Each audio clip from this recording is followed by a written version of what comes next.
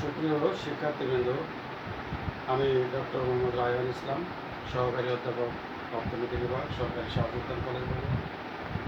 তোমাদেরকে অনলাইন ক্লাসে স্বাগত জানাচ্ছি। আজকের আলোচনার বিষয় অনার্স সেকেন্ড ইয়ার এর ম্যাথামেটিক্যাল ইকোনমিক্সের চ্যাপ্টার 4 ডিফারেন্সিয়াল ক্যালকুলাস বা অন্তরক ক্যালকুলাস নিয়ে আলোচনা করব। আশা করি তোমরা পুরো সময়টা আমাদের সাথে থাকবে এবং ক্লাসটাকে এনজয় করবে। তো আমরা যখন আলোচনা শেষ করব, শুরু থেকে শেষ করব, তখন পুরো ক্লাস থেকে যে আউটকাম, লার্নিং আউটকাম হবে, তোমরা যেগুলো বুঝতে পারবে, সেগুলোকে আমরা মোটামুটি কয়েকটা সাব ক্যাপশন দিয়ে দেখানোর চেষ্টা করেছি। হোয়াট ইজ টাইম কন্টিনিউটি, সময়ের অবিচ্ছিন্নতা বলতে তোমরা কী বোঝো? হোয়াট ইজ ডিফারেন্সিয়াল ইকুয়েশন, আমরা যে ডিফারেন্সিয়াল ক্যালকুলাস আলোচনা করব সেখানে আমরা দেখেছি ডিফারেন্সিয়াল ইকুয়েশন বলতে কী বোঝো, অন্তরক সমীকরণ বলতে কী বোঝো সেইগুলো। ফরমেশন অফ ডিফারেন্সিয়াল ইকুয়েশন, অর্থাৎ একটা ডিফারেন্সিয়াল ইকুয়েশন বা একটা অন্তরক সমীকরণ কীভাবে তৈরি করা যায় সেই বিষয়গুলো আমরা এখানে দেখব। Types of differential equation, differential বা অন্তরক সমীকরণগুলোর প্রকারভেদ আমরা আলোচনা করব। Order of differential equation, differential ইকুয়েশনের ক্রম বা পর্যায়গুলো কী সেগুলো আমরা আলোচনা করব। ডিগ্রি অফ ডিফারেন্সিয়াল ইকুয়েশন, অন্তরক সমীকরণগুলোর মাত্রা কীরকম হবে সেই বিষয়গুলো নিয়ে আলোচনা করব linear and non linear differential equation, linear and non linear differential equation, সেগুলো আমরা সরলরৈখিক এবং অসরলরৈখিক ডিফারেন্সিয়াল বা অন্তরক সমীকরণগুলো কি সেইগুলো আমরা দেখব। আর এই অন্তরক সমীকরণের হোমোজেনিটি অ্যান্ড নন হোমোজেনিটি, সমজাতীয়তা ও অসমজাতীয়তা বলতে আমরা কী বুঝি সেইগুলো আলোচনা করব জেনারেল অ্যান্ড ডেফিনাইট সলিউশন নিয়ে। এই সমীকরণগুলোর কীভাবে আমরা সলিউশন করি, জেনারেল এবং ডেফিনাইট সলিউশন, সেইগুলো নিয়ে আলোচনা করব। ফাইনালি আমরা একটা ডিফারেন্সিয়াল ইকুয়েশনের সলিউশন করে দেখানোর চেষ্টা করব। তো ঠিক আছে, আমরা এখন দেখছি টাইম কন্টিনিউটি বা সময়ের অবিচ্ছিন্নতা বলতে আমরা কী বুঝি। আমরা যদি সময়কে চিন্তা করি, প্রতিটি মুহূর্তে এটা পরিবর্তনশীল এবং সর্বদা এরকমই চিন্তা করি আমরা, সেক্ষেত্রে এই পরিবর্তনশীলতা বলতে আমরা কী বুঝি। আমরা যদি একটু লিখে দেখানোর চেষ্টা করি, তাহলে সময়ের প্রতিটি মুহূর্তকে পরিবর্তনশীল রেখে কোনো চলকের পরিবর্তন প্রকাশের ক্ষেত্রে সময়কে আমরা অবিচ্ছিন্ন চলক বা অবিচ্ছিন্ন সময় বলতে পারি।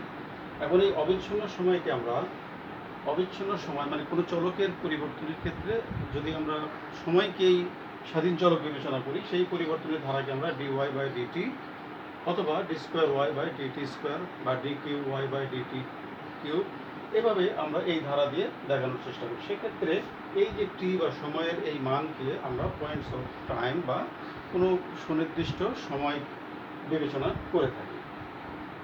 তাহলে বোঝা গেছে, আমরা বলছি যে সময়ের অবিচ্ছিন্নতা বলতে কি, যদি আমাদের কোনো একটা চলকের পরিবর্তনকে সময়ের ক্ষুদ্রাতি ক্ষুদ্র পরিবর্তনের প্রেক্ষিতে যদি আমরা বিবেচনা করতে চাই, তাহলে সেই পরিবর্তনের ধারাকে আমরা বলি সময়ের পরিবর্তনশীলতা বা অবিচ্ছিন্নতা অথবা পয়েন্টস অফ টাইম। ঠিক আছে, যাকে আমরা ডি ওয়াই বাই ডিটি অথবা d square y by DT square হিসেবে দেখানোর চেষ্টা করি। এরপরে আমরা দেখব what is differential equation. What is differential equation? Differential হচ্ছে অন্তরক আর ইকুয়েশন হচ্ছে সমীকরণ। তার মানে ডিফারেন্সিয়াল ইকুয়েশন হচ্ছে অন্তরক সমীকরণ। এখন আমরা যদি দেখি যে কোনো চলকের অন্তর অর্থাৎ জাস্ট পরিবর্তনটা কি, যদি এক্স চলক হয় তার পরিবর্তনকে আমরা বলি ডিএক্স, আবার যদি ওয়াই চলক হয় সেই ওয়াই চলকের পরিবর্তনকে আমরা বলি ডি ওয়াই, বা সেটাকে আমরা বলি অন্তর। তাহলে এরকম যদি অন্তর সহ অথবা আমরা যদি এক্স এর প্রেক্ষিতে ওয়াইয়ের যে পরিবর্তন দেখায় সেই পরিবর্তনের ডিফারেন্সিয়াল মানকে আমরা বলি অন্তরক সহ। তাহলে এই অন্তরক সহ কিংবা অন্তর এগুলো নিয়ে যখন কোনো একটা সমীকরণ গঠিত হবে তখন সেই সমীকরণকেই আমরা বলি অন্তরক সমীকরণ বা ডিফারেনশিয়াল ইকুয়েশন। আমরা কোনো একটা চলককে যখন অন্তর্কলন করি d by dx into y, তাহলে এটা হচ্ছে ডি ওয়াই বাই ডিএক্স। এটাকে আমরা কি বলি? অন্তরক সহগ। এখন এরকম কোনো অন্তরক সহগ সহ যদি কোনো সমীকরণ আমরা পাই তাহলে সেই সমীকরণকেই আমরা বলবো অন্তরক সমীকরণ। এখন এটা ছাড়াও যদি আমরা অন্যভাবে পেতে পারি, যেমন যদি শুধু অন্তর হয়, অন্তর মানে পরিবর্তন বা চেঞ্জ অফ ভ্যারিয়েবল, তাহলে এই যে ওয়াই, ডি ওয়াই মানে হচ্ছে ওয়াইয়ের পরিবর্তন, তাহলে এই ওয়াইয়ের পরিবর্তনের সাথে যদি ডি ওয়াই বাই ডিএক্স এরকমভাবে যদি কোনো আমরা সমীকরণের সাথে দেখতে পাই তাহলেও সেটাকে আমরা বলবো অন্তরক সমীকরণ। তাহলে বোঝা গেছে? তাহলে অন্তরক সমীকরণ কি? অন্তরক সমীকরণ হচ্ছে যে অন্তরক সহ ডি ওয়াই বাই ডিএক্স অথবা ডি ওয়াই বাই ডিটি অথবা d y by dz etcetera, এগুলোর প্রেক্ষিতে যখন কোনো সমীকরণকে আমরা গঠন করি সেই সমীকরণকে আমরা বলি অন্তরক সমীকরণ। এখন এটাও হতে পারে অন্তরক সহগ হতে পারে, আবার শুধু অন্তর সহ হতে পারে, সেটাকে আমরা বলি অন্তরক সমীকরণ। যেমন আমরা এখানে একটা উদাহরণ দিয়েছি d y by dx plus bx equal to 6। এখানে এই যে ডি ওয়াই বাই ডিএক্স কি?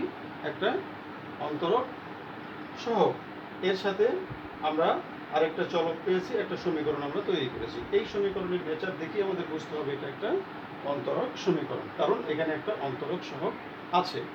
অথবা যদি এরকম হয়, যেমন আমরা এখানে নিচে দিয়েছি d y equal to 6x dx, এই সমীকরণটাকে আমরা অন্তরক সহগ বলতে পারি, কারণ এখানে আমাদের অন্তর আছে, এখানেও আমাদের এক্স এর পরিবর্তন, এখানেও ওয়াই পরিবর্তন দেখানো হচ্ছে, এটাও একটা সমীকরণ।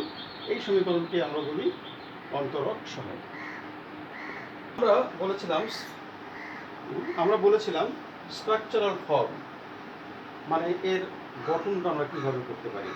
আমরা আগে যেগুলো বলেছি তারই ধারাবাহিকতায় বলতে পারি স্ট্রাকচারাল ফর্ম বা অন্তর সমীকরণের গঠনের ক্ষেত্রে আমরা দুটো পদ্ধতি অবলম্বন করতে পারি। যে এই সমীকরণের সাথে যে ডিফারেন্সিয়াল ফর্মটা থাকে সেটা হয় অন্তরক সহগ হিসাবে থাকবে অথবা অন্তর হিসাবে থাকবে ব্যবহৃত চলকগুলোর মধ্যে। যে দুটো চলক আমরা সাধারণত দুটো চলকই যদি আমরা চিন্তা করি তাহলে দুটো চলকের মধ্যে যে চলকের মানে পরিবর্তনের ধারা সেটা অন্তরক সহগ হিসাবেও থাকতে পারে অথবা সেটা অন্তর হিসাবেও থাকতে পারে, যেভাবেই থাকুক সেটাকে আমরা বলবো অন্তরক সমীকরণ। যেমন আমরা এখানে স্ট্রাকচারাল ফর্মকে দুভাবে দেখানোর চেষ্টা করেছি। একটাকে আমরা বলছি অন্তরক সহগ পদ্ধতি, যেখানে d y by dx equal to bx সরাসরি আমরা দেখেছি এখানে অন্তরক সহগ পদ্ধতি। আবার অন্তর পদ্ধতিতে আমরা দেখছি d y by equal to 6x dx। এখন এটাকে আমরা যদি ভিন্নভাবে লিখি তাহলে d y by dx equal to এভাবেও আমরা লিখতে পারি d y by dx equal to 6x, এভাবেও আমরা দেখাতে পারি। তাহলে যেভাবেই আমরা তৈরি করি না কেন এটাকে আমরা বলছি অন্তরক সমীকরণ। এরপরে আমরা দেখি টাইপস অফ ডিফারেনশিয়াল ইকুয়েশন, অর্থাৎ অন্তরক সমীকরণের প্রকারভেদ। সাধারণত আমরা দুই প্রকারে আমরা এই অন্তরক সমীকরণকে আলোচনা করে থাকি। প্রথমটাকে আমরা বলছি জেনারেল ডিফারেনশিয়াল ইকুয়েশন বা সাধারণ অন্তরক সমীকরণ। আরেক ধরনের হচ্ছে পার্শিয়াল ডিফারেনশিয়াল ইকুয়েশন বা আংশিক অন্তরক সমীকরণ। এখন জেনারেল ডিফারেনশিয়াল ইকুয়েশন হচ্ছে যে যদি কোনো সমীকরণে একটি অধীন চলক এবং এক বা একাধিক স্বাধীন চলক যদি থাকে, এই স্বাধীন চলকগুলোর প্রেক্ষিতে অধীন চলকের যদি একটি অন্তরক সহগ থাকে তাহলে সেই সমীকরণকে আমরা বলি জেনারেল ডিফারেনশিয়াল ইকুয়েশন বা সাধারণ সমীকরণ।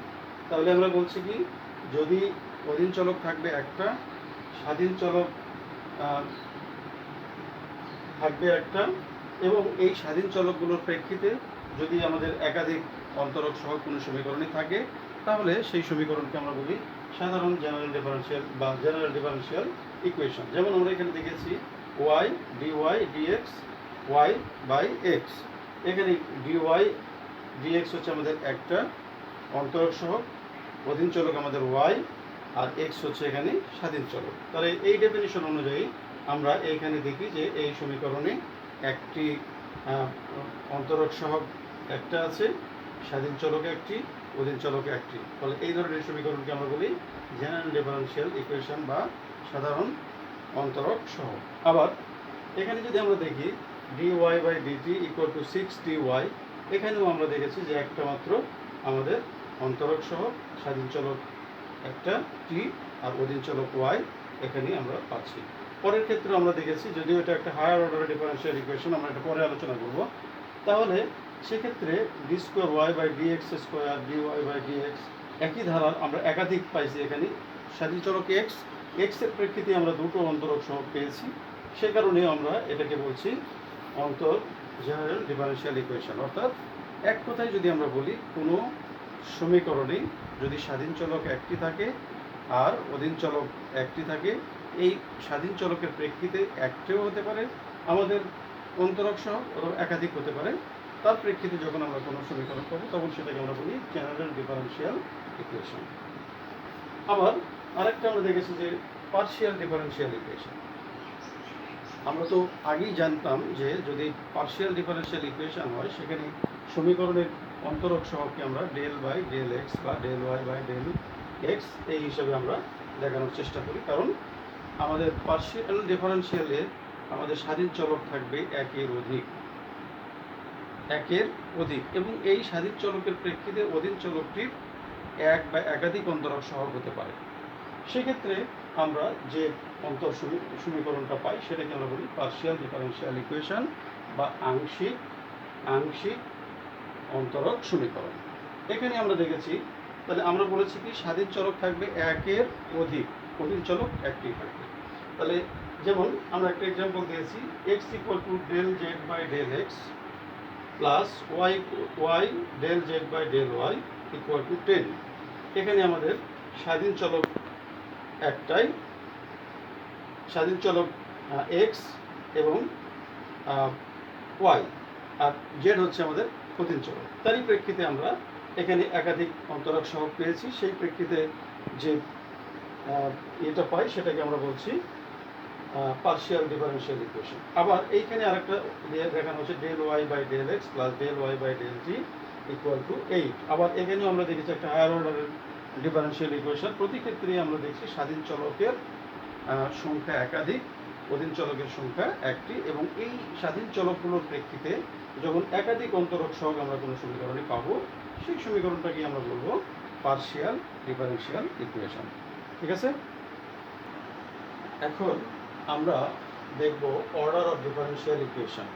একটা অন্তরক সমীকরণের অর্ডার বা ক্রম কত, ক্রম বলতে আমরা কি বুঝি বা পর্যায় বলতে আমরা কি বুঝি। এখন আমরা দেখি কোনো অন্তরক সমীকরণের অন্তরক সহগের সর্বোচ্চ যে ক্রম, পাওয়ার বা ঘাত, সেটাকে আমরা বলি ওই সমীকরণের ক্রম বা অর্ডার।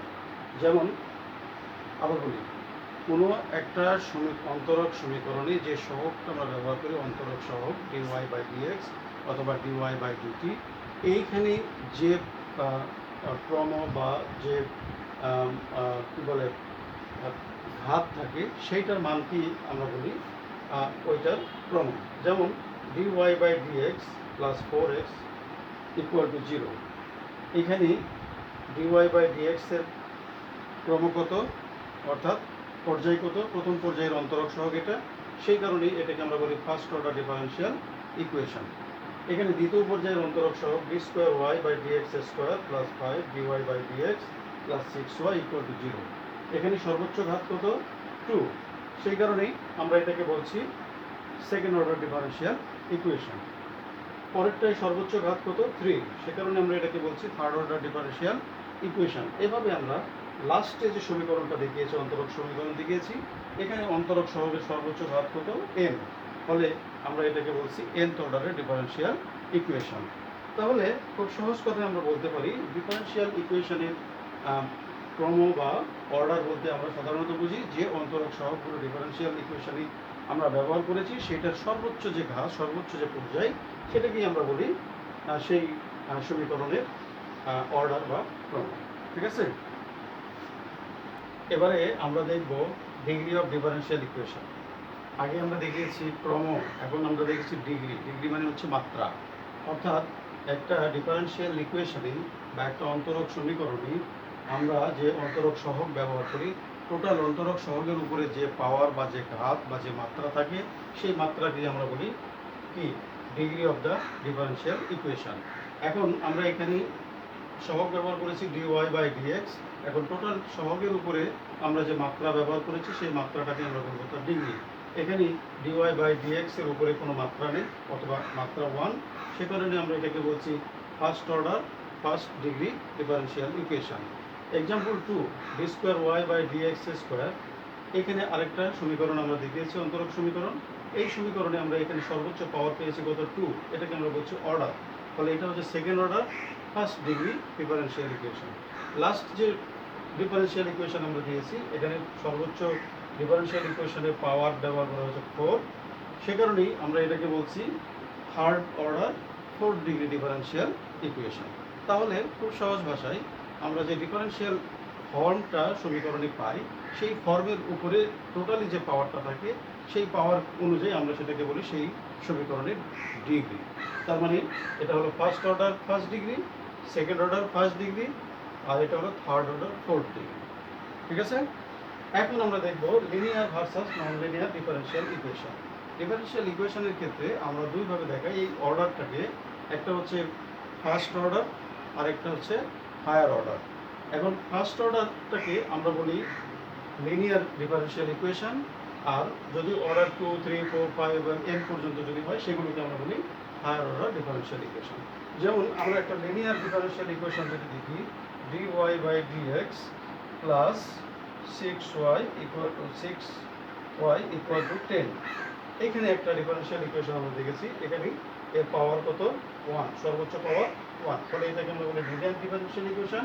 অন্যদিকে আমরা যদি এরকম আরেকটা differential equation d square y by dx square plus 3 dy by dx equal to 0, এই ধরনের ডিফারেনশিয়াল ইকুয়েশন পাই, তাহলে এখানে আমরা পাওয়ার কত পেয়েছি 2। এভাবে এটাকে আমরা বলি হায়ার অর্ডার বা নন লিনিয়ার ডিফারেনশিয়াল ইকুয়েশন। এখন এটা 2 হতে পারে, 3 হতে পারে, n পর্যন্ত যেতে পারে। ফলে আমরা যখন এরকম কোনো সমীকরণ পাবো, তখন আমরা লিখব this is the first order differential equation with first degree first order and first degree differential equation. এখন আমরা আবার নতুন আরেকটা বিষয় নিয়ে এসেছি, সেটাকে আমরা বলছি homogeneity and non homogeneity. Homogeneity হলো সমজাতীয়তা, নন হোমোজেনিটি হচ্ছে অসমজাতীয়তা। অর্থাৎ একটা ডিফারেনশিয়াল ইকুয়েশন কখন সমজাতীয় হবে আর কখন অসমজাতীয় হবে। এখন ডিফারেনশিয়াল ইকুয়েশনের দুটো পার্ট আছে। একটা পার্টকে আমরা বলি, ধরা যাক 6y dy by dx plus 6y equal to 10। এইখানে আমরা একটা সমীকরণ যদি চিন্তা করি, তাহলে এই সমীকরণের এইখানে একটা টার্ম আছে, এটা একটা টার্ম আছে। এই টার্মকে আমরা বলি কোএফিসিয়েন্ট, এই টার্মকে আমরা বলি কোএফিসিয়েন্ট, আর এই টার্মটাকে আমরা বলি, এটাকে আমরা বলি a, আর এটাকে আমরা বলি কনস্ট্যান্ট টার্ম, এটাকে আমরা বলি b। তাহলে হোমোজেনিটি হচ্ছে কোনো একটা ডিফারেনশিয়াল ইকুয়েশনের যদি এই কনস্ট্যান্ট টার্মটা 0 হয়, অর্থাৎ ইকুয়াল সাইনের ডান পার্শ্বের যে টার্মটা থাকে সেটা যদি 0 হয়, তাহলে সেটাকে আমরা বলি হোমোজেনাস ডিফারেনশিয়াল ইকুয়েশন। যেমন dy by dt plus 6y equal to 0। তাহলে যেহেতু এই যে কনস্ট্যান্ট টার্ম এটা 0, ফলে এই ধরনের সমীকরণকে আমরা বলি হোমোজেনাস ডিফারেনশিয়াল ইকুয়েশন বা সমজাতীয় অন্তরক সহগ। অন্যদিকে যদি এই টার্মটা 0 না হয়, কোনো কনস্ট্যান্ট টার্ম হয়, তাহলে সেটাকে আমরা বলি নন হোমোজেনাস বা অসমজাতীয় ডিফারেনশিয়াল ইকুয়েশন। যেমন dy by dt plus 6y equal to 10। এখানে b এর মান স্থির একটা রাশি, ফলে এটাকে আমরা বলি নন হোমোজেনাস ডিফারেনশিয়াল ইকুয়েশন। তাহলে বোঝা গেছে খুবই সহজ বিষয়টা, যে হোমোজেনিটি হচ্ছে যদি কোনো অপেক্ষকের ডিফারেনশিয়াল সমীকরণে ডান পার্শ্বের যে কনস্ট্যান্ট টার্ম থাকে সেটার মান যদি 0 হয় তাহলে সেটা হবে হোমোজেনাস ডিফারেনশিয়াল ইকুয়েশন, আর যদি 0 না হয় তাহলেই হবে এটা নন হোমোজেনাস ডিফারেনশিয়াল ইকুয়েশন। সুপ্রিয় শিক্ষার্থীবৃন্দ, এখানে আমরা একটা নতুন সমস্যা দিয়েছি। আমরা এই সমস্যা বা নতুন অন্তরক সমীকরণ আমরা দিয়েছি, যেটা সমাধান করার চেষ্টা করব। তার আগে আমাদের বলে নেওয়া ভালো যে সমাধানটা কোনো একটা অন্তরক সমীকরণের সমাধান দুই ধরনের হতে পারে। একটাকে আমরা বলি জেনারেল সলিউশন, আরেকটাকে আমরা বলি ডেফিনাইট সলিউশন। তাহলে আমরা যখন দেখব যে কোনো একটা সমীকরণ দেওয়া আছে, সেই সমীকরণটাকে যদি সমাধান করতে চাই তাহলে প্রথমত আমাদের একটা জেনারেল সলিউশন হবে, আবার পরে সেটাকে ডেফিনাইট সলিউশন হবে। জেনারেল সলিউশনের ক্ষেত্রে সময়ের যে সুনির্দিষ্ট মান দেওয়া থাকবে, সেই মানের প্রেক্ষিতে আমরা যখন এই যে সুনির্দিষ্ট মান বের করবো তখনই সেটাকে আমরা বলবো ডেফিনাইট সলিউশন। অর্থাৎ আমরা যদি এই একটা সমীকরণ দিয়েছি, ডিফারেনশিয়াল ইকুয়েশন দিয়েছি, সেই ইকুয়েশনের প্রেক্ষিতে আমরা যদি সমাধান করি তাহলে এটাকে কীভাবে করতে পারি সেই বিষয়টা আমরা দেখানোর চেষ্টা করব। তাহলে প্রথমত আমরা কী করবো, জেনারেল সলিউশন বের করবো, তারপরে ডেফিনাইট সলিউশন বের করে এটা সমাধান করার চেষ্টা করব। তাহলে এখানে দেখি দেওয়া আছে yt dy by dt plus 2y equal to 6। তাহলে লিখতে হবে this is the first order, অথবা this is the linear differential equation with first order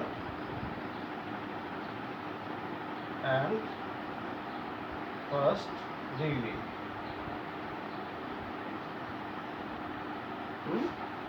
Degree of non-homogeneous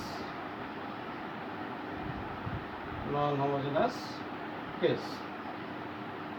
ঠিক আছে, এটাকে আমরা এভাবে লিখতে পারি, this is the linear differential equation with first order and first degree of non-homogeneous case। ঠিক আছে, আমরা যদি বাংলায় লিখি তাহলে লিখতে পারবো যে এটা হচ্ছে প্রথম মাত্রা এবং প্রথম ক্রম এবং প্রথম মাত্রা অসমজাতীয় একটি সরল রৈখিক ডিফারেনশিয়াল বা অন্তরক সহ। ফলে এর সমাধান করার জন্য আমরা কি করব, দুটো পদ্ধতি যাব। এর সমাধানের জন্য আমরা লিখব for its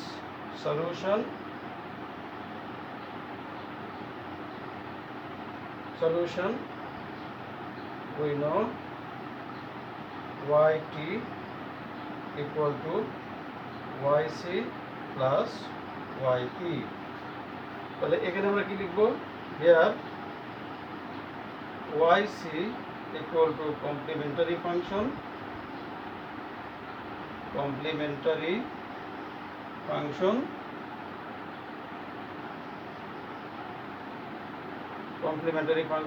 a e to the power minus at, এবং yp equal to particular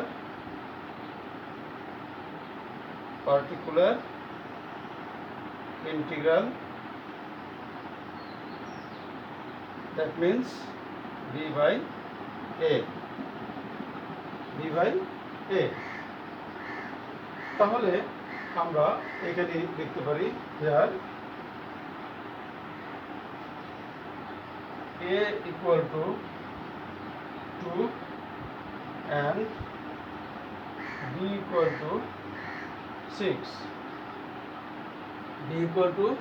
6,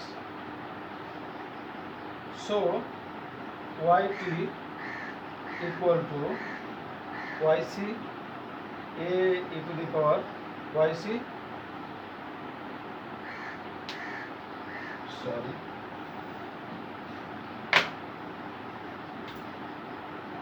yc, অতএব yc equal to a e to the power minus at বা a e to the power minus 2t.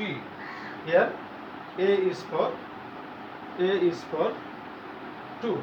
So a equal a to a e to the power minus 2t is the yc, and yp equal to b by a.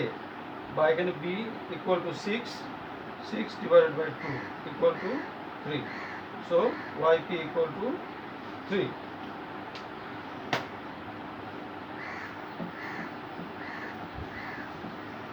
Equal to 3. Now general solution.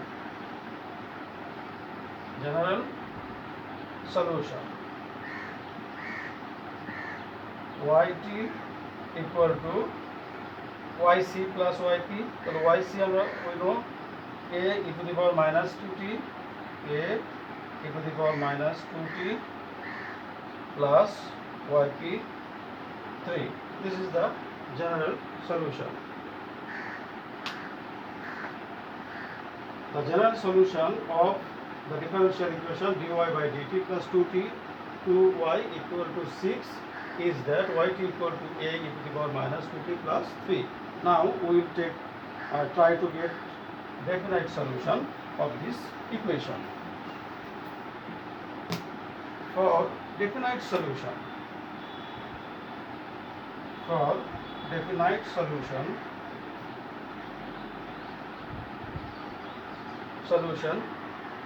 t equal to 0. Let t equal to 0. Then y0 equal to a e to the power minus 2 into 0 plus 3, or y0 equal to a e to the power 0 plus 3. Now putting the value of y0 is 10. So 10 equal to a plus 3, or a equal to 10 minus 3, or a equal to 7. Now the definite solution of this differential equation is that yt equal to the value of a is 7 e to the power minus 2t plus 3. Okay, so we have two solutions, one for general solution yt a e to the power minus 2t plus 3, and for definite solution yt equal to 7 e to the power minus 2t plus 3. Okay, this is the solution of the differential equation dy by dt plus 2ty is equal to 6.